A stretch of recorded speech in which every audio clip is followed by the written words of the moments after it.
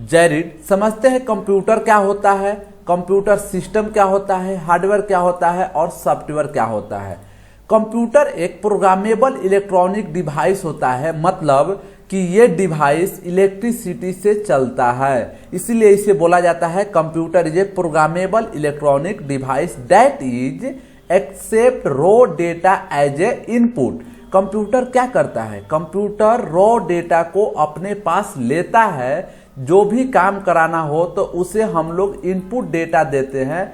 किसके माध्यम से इनपुट डेटा कंप्यूटर को देते हैं, तो ये जो सामने कीबोर्ड दिख रहा है, माउस दिख रहा है, मॉनिटर जो स्कैनर होता है, उसी के माध्यम से इसे हम लोग इनपुट देते हैं। मतलब कि ये सारे क्या हुए, ये होते हैं इनपुट डिवाइस, जैसे कीबोर्ड, माउस और स्कैनर। जब इनपुट डेटा को कंप्यूटर अपने पास लेता है तो इसे प्रोसेस करता है और प्रोसेस करने के बाद फाइनली ये क्या देता है, रिजल्ट देता है, जो कि एक मीनिंगफुल होता है। और इस रिजल्ट को ये किसके माध्यम से लोगों के सामने दिखाता है या देता है, तो आउटपुट डिवाइस के माध्यम से। जैसे ये हमारे सामने क्या है, मॉनिटर है, प्रिंटर है, उसके माध्यम से ये क्या देता है, हमें आउटपुट दिखाता है। कंप्यूटर का जो वर्ड है, कंप्यूट वर्ड से आया था, जो कि एक लैटिन लैंग्वेज में एक वर्ड है जिसका मतलब होता है कैलकुलेटर।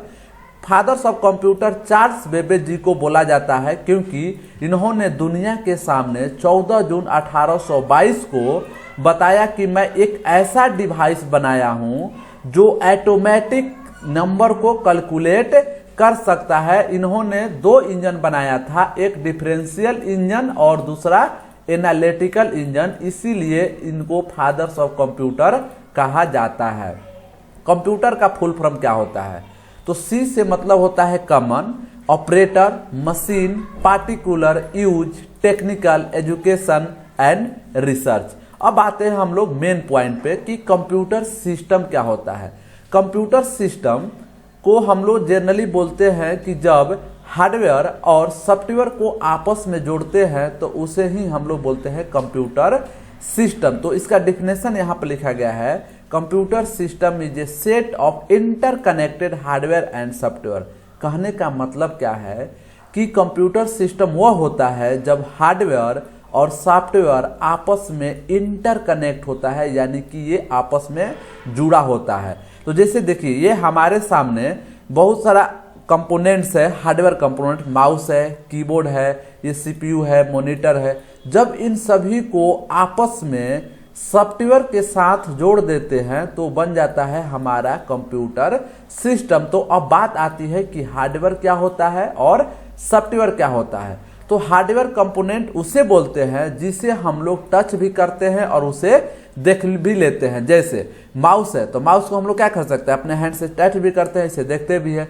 जैसे यहाँ पे प्रोसेसर है, एमडी का है, यहाँ इंटेल का हो सकता है, रैम है, इस तरह से ये मदरबोर्ड बोला जाता है। तो मदरबोर्ड में ही सारे हार्डवेयर कंपोनेंट होते हैं। अब बात आती है कि सॉफ्टवेयर क्या होता है।